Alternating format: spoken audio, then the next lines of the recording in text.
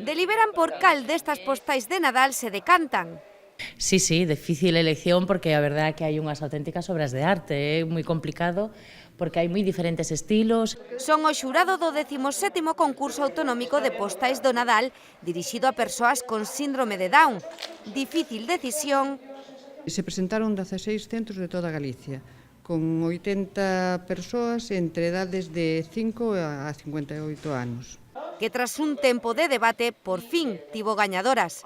As 3 postais que máis votos recibiron foron estas. Cas ganadoras, pois, o que facemos é que para o ano que ven pois imprímense e ponse á venta en distintos puntos da provincia de Lugo.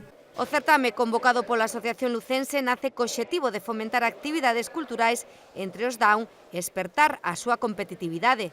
Están aí en competencia un cos outros a ver que este ano teño que gañar eu, non, este ano tócame a min.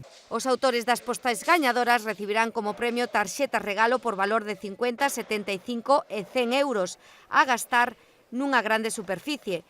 Ademais, todos os traballos exhibiranse polos locais da asociación.